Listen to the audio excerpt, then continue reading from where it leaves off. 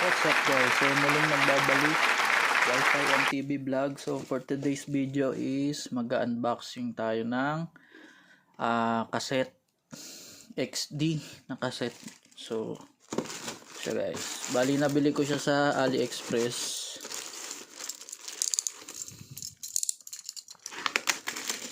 Yan.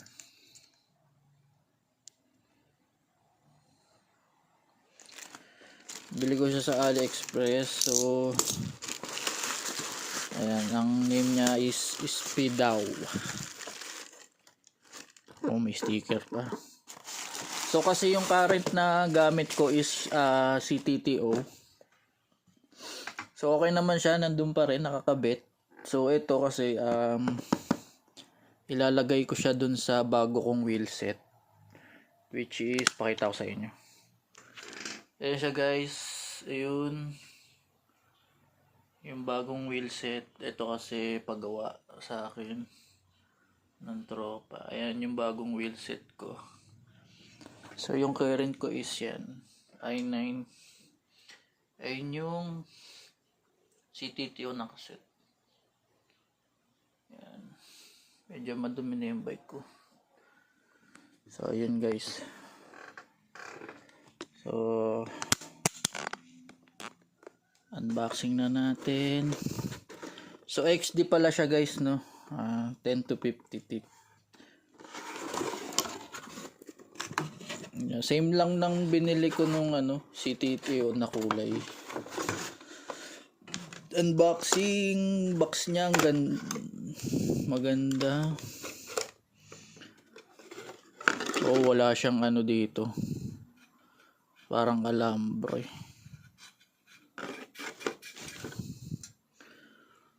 Maganda siya. So ang weight niya pala is nakalagay doon is 400 some. Hindi siya unlike nung CTTO nasa 300. Ganda yung box niya. Ayan siya guys. Speedaw. Ayan. Okay yung makapal. Makapal siya guys.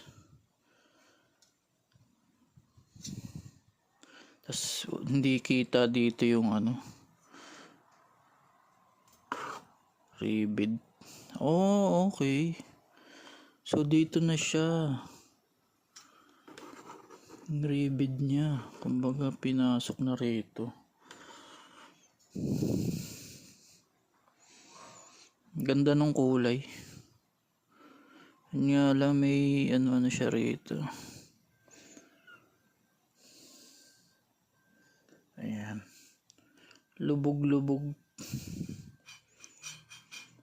So malalaman natin kasi lilinisin ko pa yung bike. Check natin kung maganda yung shifting niya. Ayan, 12 speed siya guys, 10 to 50 teeth.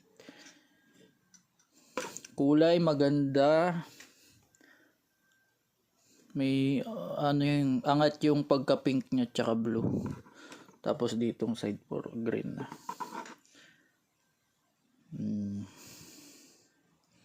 Eh siya guys. So may pa siya rito support. Ayan. Check natin yung iba. Ayan. So pampa-support niyan para hindi agad.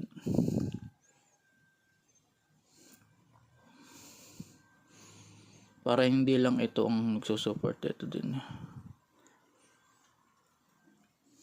Sana tumagal. Matibay naman. Makapal yung ribbed niya. Ay, yung niya dito. Yung alloy niya.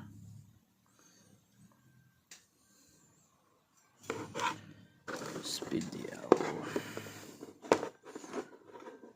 Ayun. So, ayun guys, weight check muna tayo. At di ko na weight check kanina.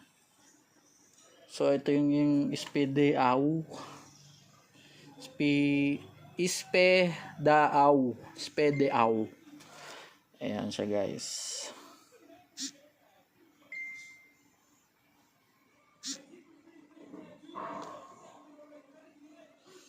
Yung 400.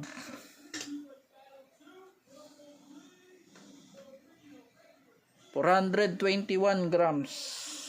So medyo ano siya, mabigat kaysa dun sa CTTO. Pero pwede na rin. Pwede na. Ganda naman siya. So guys, yun na nga kabit na natin. So wala talaga siya yung maliit. Ganun na talaga siya. Puro lahat malalaki. Yung space. So i-align mo na lang siya rito.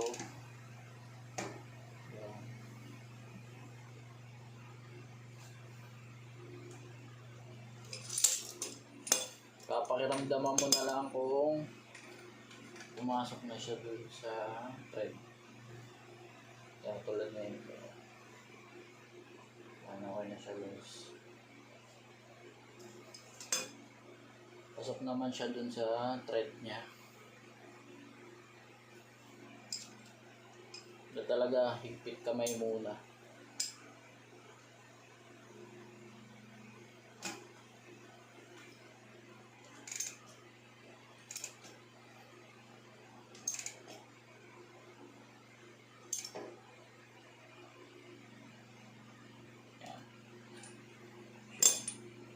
Guys, sound check.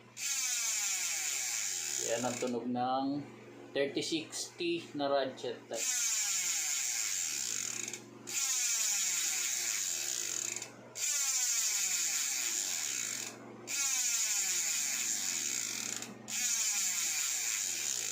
yun tunog. Alright, thank you for watching guys. Yan na siya.